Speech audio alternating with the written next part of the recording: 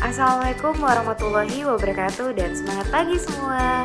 Bagaimana kabarnya hari ini? Semoga anak-anak dalam keadaan sehat dan bahagia. Pada hari ini, Ibu akan mengajarkan kalian atau mengenalkan kalian tentang perilaku bullying. Nah, menurut kalian, apa sih yang dimaksud dengan perilaku bullying? Perilaku bullying adalah segala bentuk tindakan kekerasan kepada orang lain, baik secara verbal ataupun nonverbal, yang membuat orang lain terintimidasi. Contohnya, memalak, memukul, mengejek, mengancam, dan tindakan-tindakan buruk lainnya. Tindakan bullying sendiri tidak hanya berakibat fatal bagi korban, tapi juga berakibat fatal bagi pelaku. Untuk pelaku, ia akan mengalami sanksi sosial. Sanksi hukum bisa sampai di penjara dan mendapatkan riwayat yang buruk yang berakibat fatal untuk karir di masa depan. Sedangkan korban akan mengalami stres, depresi, dan yang paling berat akan mengalami cara menghadapi perilaku bullying itu banyak. Namun yang saya sarankan pertama, untuk korban, kalau misalnya korban harus berani bercerita kepada orang-orang terdekat atau orang yang dipercaya seperti keluarga, teman, ataupun orang tua. Nah, untuk siswa-siswi yang melihat temannya dibully harus bertindak, harus melarang ataupun melapor ke orang-orang sekitar. Terus kalau sudah mulai tahap berat nih bullyingnya, nah ini harus dikonsultasikan dengan tenaga ahli atau profesional lainnya. Jadi, pesan dari ibu anak-anak, kalian harus menjauhi perilaku bullying. Agar apa? Agar masa depan kalian lebih cerah. Anak-anak, tetap lakukan hal positif. Ibu pamit. Wabillahi taufiq wal hidayah. Wassalamualaikum warahmatullahi wabarakatuh. Bismillahirrahmanirrahim. Assalamualaikum warahmatullahi wabarakatuh. And good morning, students. Well, for today we are going to study the new topic that's called introduction. Baik, untuk hari ini kita akan mempelajari sebuah materi baru, yaitu dengan topik perkenalan. Baik, untuk anak sekalian, adakah di sini yang mau memberikan contoh perkenalan diri? Ya, bisa dalam bahasa Indonesia. Muhammad Ariel? Ya, silakan. Baik, bagus. Good job. Kemudian coba Rian Arianto. Oke, bagus sekali. Nah, aplaus untuk teman-temannya yang lain. Nah, jadi demikian adalah contoh dalam perkenalkan diri tetapi dalam bahasa Indonesia. Nah, untuk lebih lengkapnya, silakan anak-anak open your book page 153. Nah, di sana ada sebuah teks introduction atau perkenalan diri dalam bahasa Inggris. Nah, sudah diperhatikan? Baik. Selanjutnya kita akan membagi ke dalam beberapa kelompok, yaitu 4 orang dalam setiap kelompok. Baik, sebelah sini kelompok 1, 2, 3, dan kelompok 4. Well, what we are going to do is, apa yang akan kita lakukan adalah Ibu akan berikan waktu 15 menit untuk setiap kelompok dengan mencari what information, informasi apa yang terdapat pada teks perkenalan diri yang ada di buku kalian. Silahkan cari informasi sebanyak mungkin, watch information that consists of the text. Kemudian di akhir kegiatan ini, maka setiap kelompok akan melaporkan informasi yang ditemukan pada teks perkenalan tersebut. Ya, saya pikir sekian. Terima kasih. Assalamualaikum warahmatullahi wabarakatuh. Warahmatullahi wabarakatuh. Selamat pagi anak-anak. Bagaimana kabarnya hari ini? Sehat? Alhamdulillah. Nah, sebelum kita memulai pelajaran, mari kita berdoa bersama-sama. Ya. Hari ini siapa yang tidak hadir? Hadir semua? Oke, hadir semua ya. Nah, siapa yang masih ingat anak-anakku materi pelajaran kita minggu lalu? Ya, coba Intan, ya? Ya, bagus Intan. Betul sekali. Yang kita pelajari minggu lalu yaitu tentang bela negara. Nah, hari ini kita akan mempelajari tentang nilai-nilai Pancasila dalam praktik penyelenggaraan pemerintahan negara.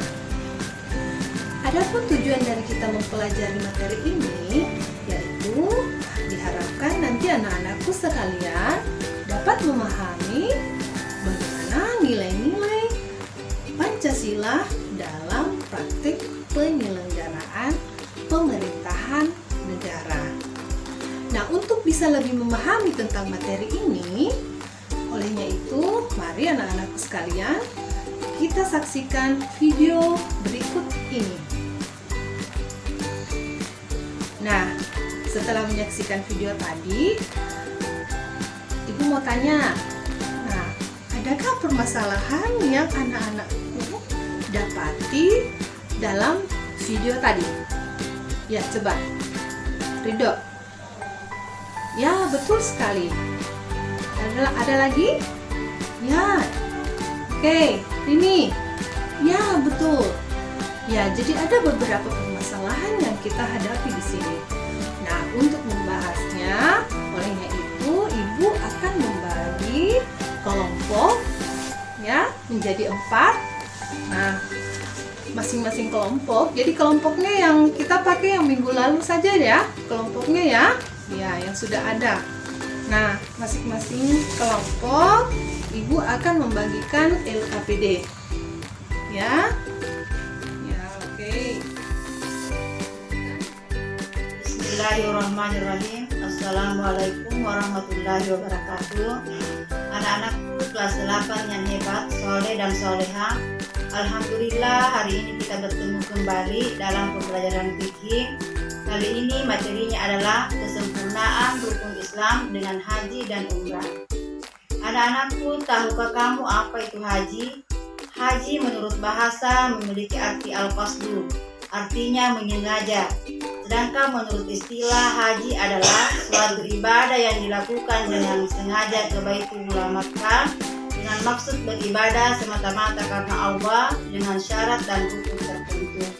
Puncak pelaksanaan ibadah haji yaitu pada tanggal 9 Zulhijjah, di mana seluruh jamaah haji diberangkatkan ke Padang Arafah untuk melaksanakan wudhu. Ibadah haji telah ada sebelum diutus Nabi Muhammad SAW. Ibadah ini diajarkan pertama kali oleh Nabi Ibrahim alaihissalam. Selanjutnya, hukum dan dalil haji. Mengerjakan ibadah haji itu hukumnya fardu ain sekali seumur hidup bagi setiap muslim yang mukallaf dan mampu melaksanakannya.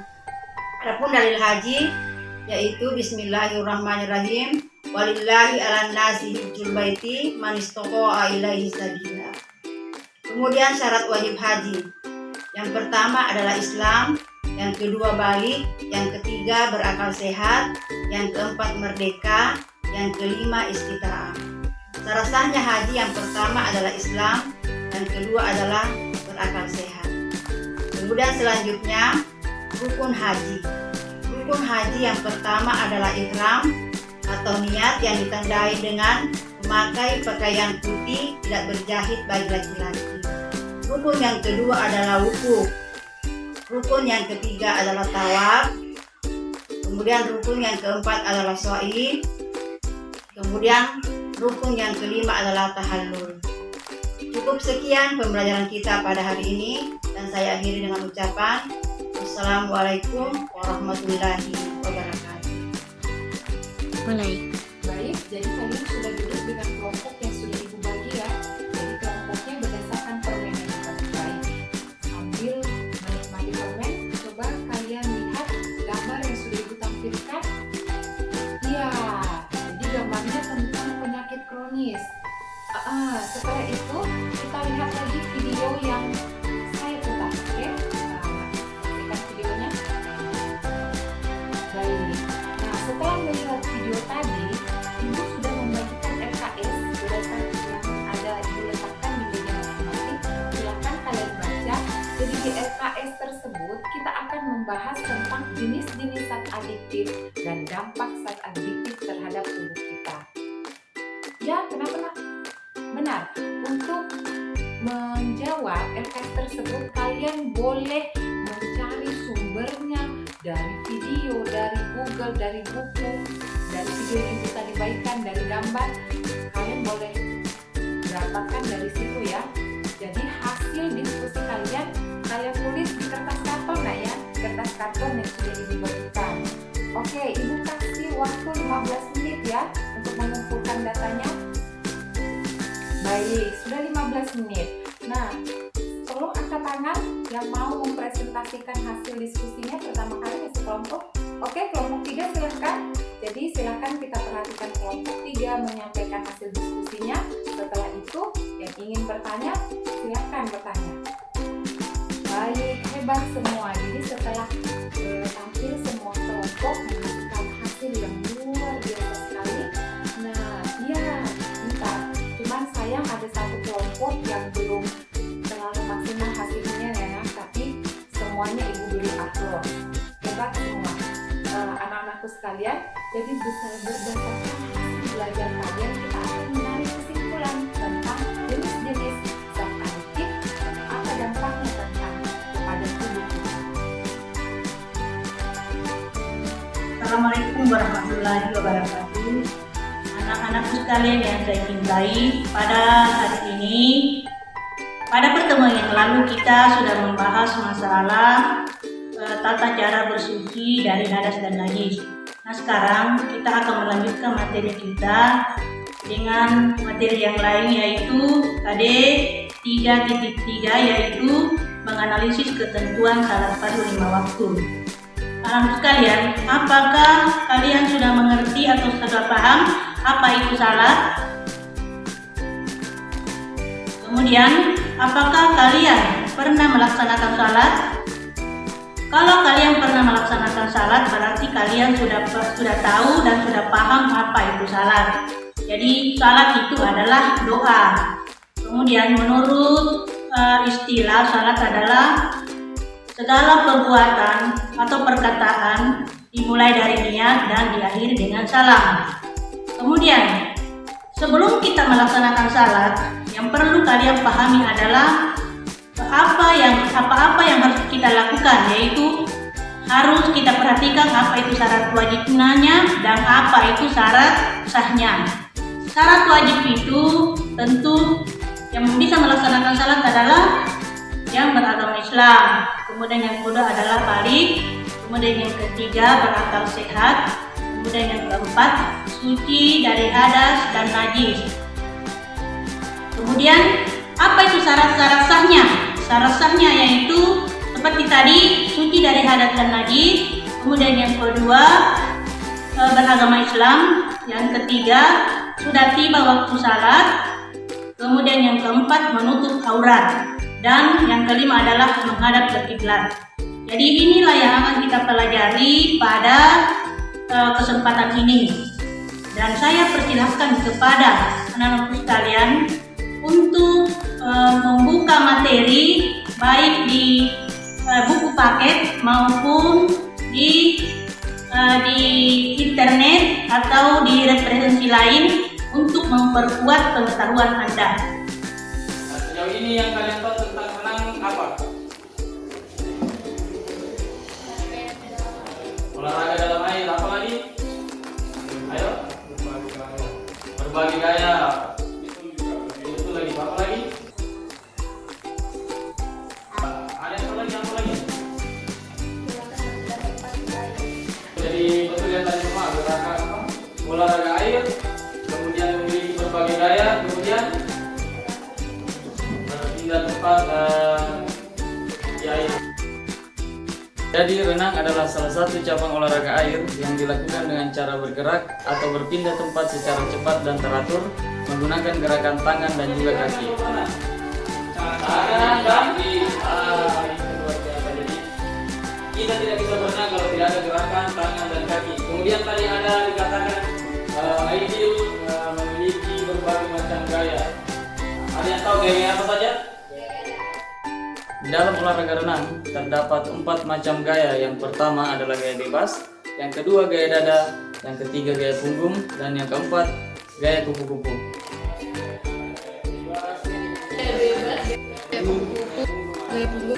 Berikan contoh atau menjelaskan seperti apa gaya tersebut?